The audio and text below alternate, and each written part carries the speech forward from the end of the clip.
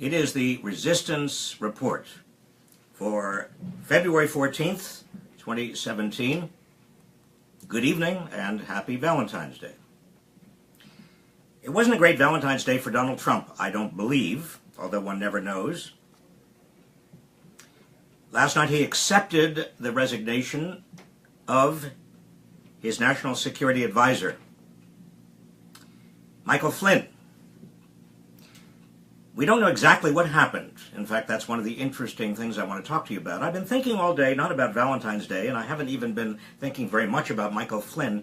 I've been thinking about Richard Nixon.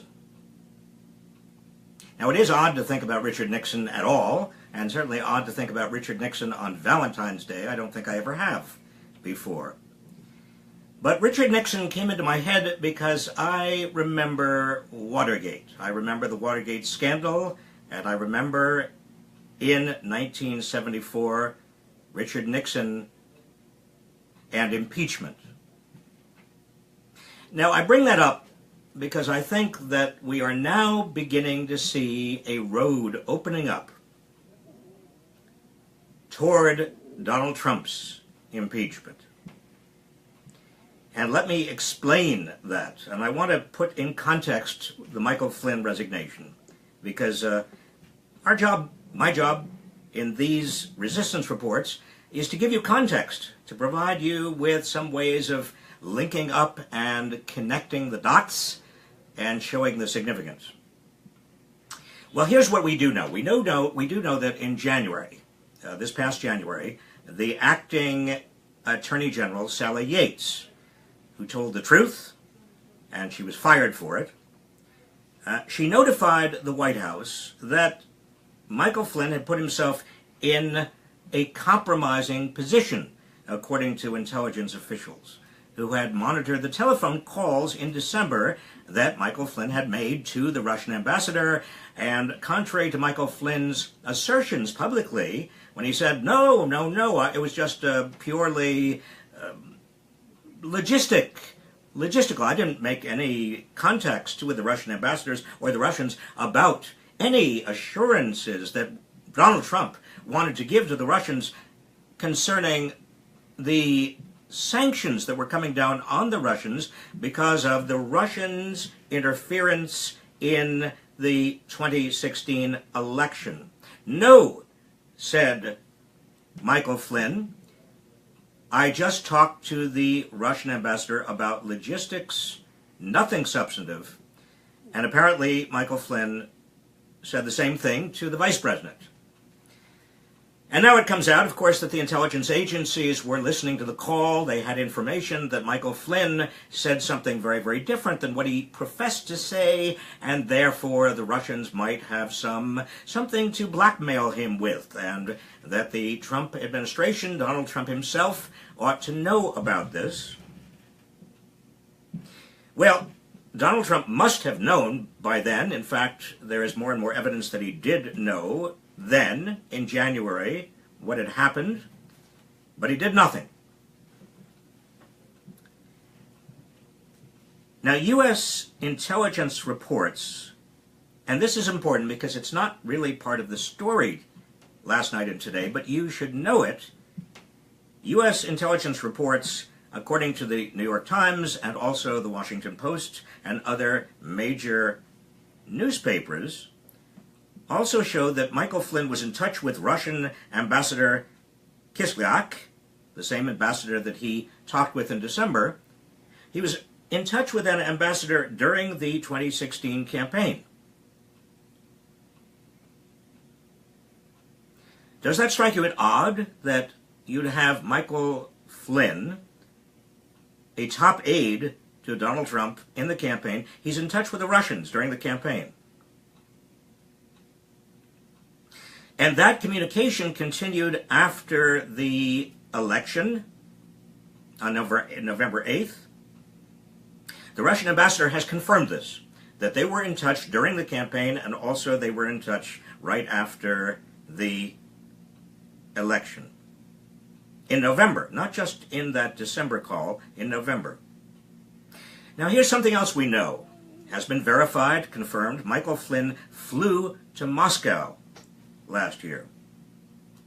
He flew to Moscow to attend a gala banquet celebrating the propaganda arm of Russia and Putin called Russia Today. He was seated at a table near Vladimir Putin. What's going on? There may be, and seems to be, more than this one particular December connection with the Russian ambassador. Now, just again, for additional context, bear in mind that the Trump campaign manager during this period of time, that is last year during the campaign, for much of it, was a fellow named Paul Manafort. Paul Manafort was a longtime consultant to the Russian-backed president of Ukraine. The Russian-backed president of Ukraine, who was overthrown in 2014. And his being overthrown actually was the predicate for Russia beginning to move into Ukraine. Also, Paul Manafort has done multi-million-dollar deals with Russian oligarchs. Between 2007 and 2012, Manafort received, according to news reports, some $12.7 million in cash payments from the pro-Russian political party in Ukraine. You starting to connect the dots? You see any pattern here? During the 2016 campaign, candidate Donald Trump said several times he admired Putin. He questioned whether the U.S. should continue to support NATO under its current organization. And he argued that Putin was justified in moving into Crimea. Is the pattern becoming clearer? Now, Donald Trump would not release his tax returns. We have no way of knowing.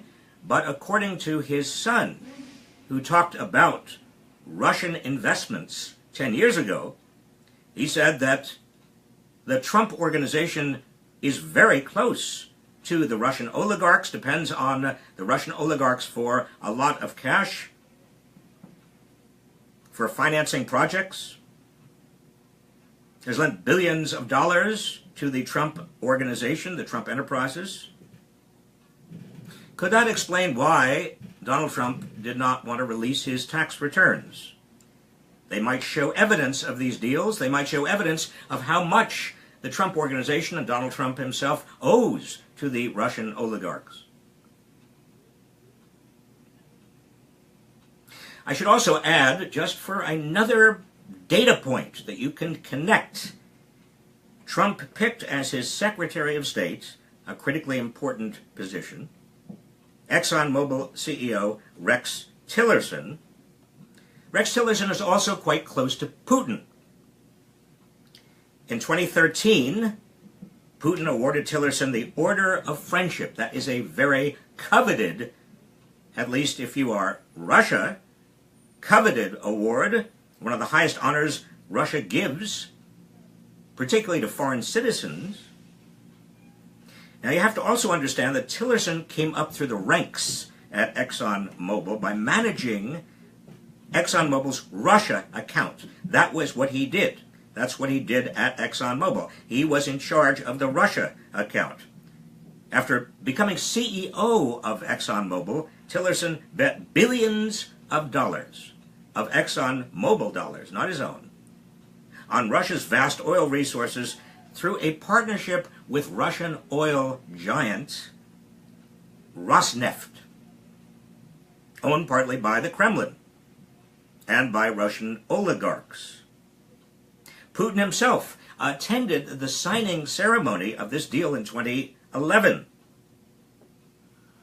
And when it became known that Trump was considering Tillerson for Secretary of State, Russia said publicly, Putin said publicly, that they would welcome Tillerson being named America's top diplomat. Continue to connect the dots. We learned just yesterday that top national security agency officials have decided not to share top secret intelligence with the White House any longer. They're holding back sensitive information. Why? Because they fear that it will get back to Russia. In fact, top intelligence officials, according to the New York Times, are concerned that even the White House Situation Room, now this is that room inside the White House where top secret foreign policy decisions are made, that even that Situation Room has been compromised by Russia. So here we come to the final question. If you've connected all of these dots so far, you see that it's much, much bigger, potentially, than just this one incident with regard to Michael Flynn. It actually has a lot more potential implications. The CIA, as you know, has concluded that Russia intervened in the 2016 election in order to help Donald Trump become president. The secret CIA assessment found that Russian operatives covertly interfered in order to explicitly help, guarantee Trump's victory. The top-ranking Democrat on the Senate Intelligence Committee, Dianne Feinstein, about 2 months ago, she was asked a question on national television. She was asked, did Russia and its interference in the election not just affect the 2016 election, but do you have information that it actually affected the outcome of the election? And she said, yes. Now, the FBI and the Senate Intelligence Committees are both now investigating the obvious next question, and that is whether Trump and or his aides cooperated with the Russians, with Russian intelligence, in their efforts to get Trump the presidency. If they did, and if Trump knew about it, that is not a small matter. That is treason. The Constitution defines treason. Now, this is why I was thinking about Watergate and Richard Nixon today, because Watergate and Richard Nixon's role in Watergate was very minor compared to working with the Russians to throw an election. I mean, Watergate was a violation. It was a break-in at the Watergate Towers, at the Watergate condominium, where the Democratic National Committee had its headquarters, and the plumbers, I don't know how many of you are old enough to remember this. Is this ancient history to you? Well, let me just inform you what happened in the election of 1960, actually in preparation for the election of 1972, Nixon actually gave his go-ahead to the plumbers, this bunch of clowns, to break into the Democratic National Committee and find out what the Democratic National Committee was planning, so that Nixon would have, and Nixon's people would have, the advantage of knowing all of that going into the 1972 election. Now, what unfolded when Carl Bernstein and Bob Woodward, two reporters for the Washington Post, found a leaker, Deep Throat, who told them about not only how this all was conceived, but that it actually led back to Nixon. Nixon knew. Nixon was involved. That was the end of Richard Nixon. If there is any evidence that people working for Donald Trump knew or colluded with Russia in throwing this 2016 election, and that Donald Trump in any way was involved or had any reason to know, it's a much bigger offense than a two-bit bungled robbery of the Democratic National Committee at the Watergate. Now, what's going to happen now? We have two investigations going on. An FBI investigation. The FBI, I assume the FBI is taking this seriously. Comey, the head of the director of the FBI, I assume is doing his job. A lot of people are watching it very carefully. The Senate Intelligence Committee is also looking into it. The Senate Intelligence Committee is, after all, run by Republicans. So we can't be absolutely sure that we're going to get much by way of truth. What we need right now, and let's be very clear about it, we need to have a bipartisan investigation where Democrats and Republicans have an equal presence on the investigatory body. Public trust is too valuable. An abuse of public trust like this is too great a danger.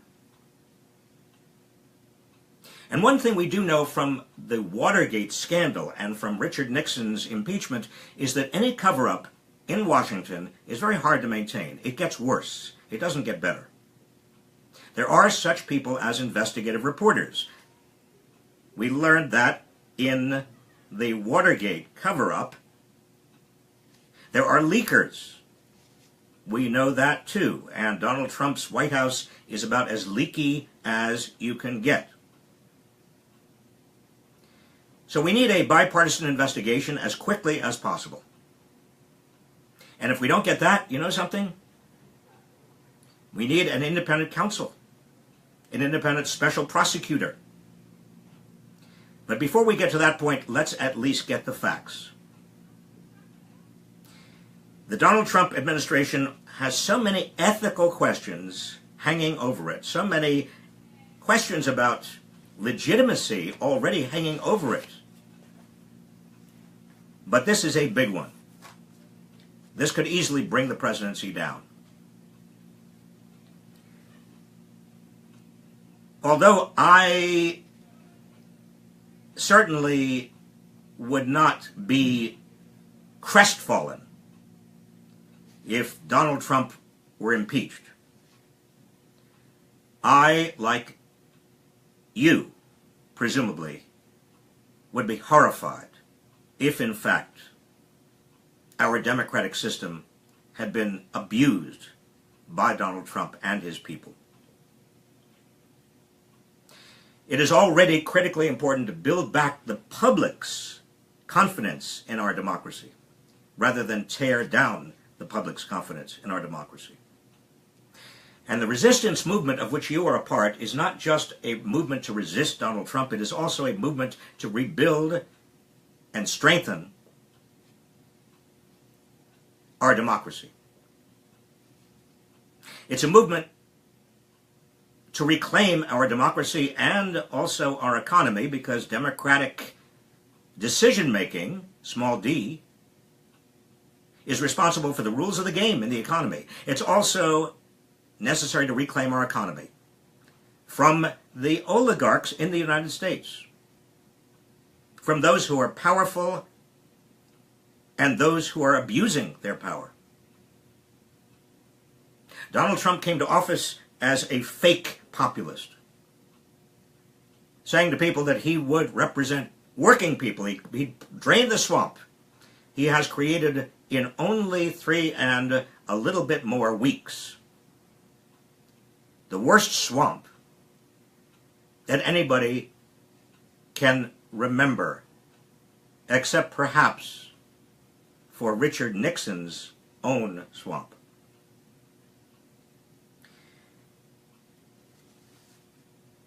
Thank you for what you do. Keep the fight up. Remember, your members of Congress, they are coming back to your districts, your states, starting, I believe, Saturday. That's when the recess, the congressional recess, is scheduled. They will be coming back. Make sure you're at the meetings.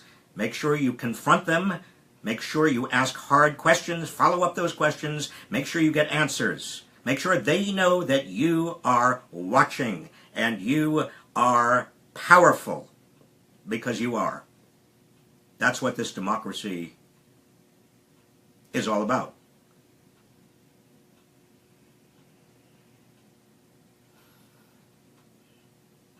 That's the end of tonight's Resistance Report. I'll see you tomorrow.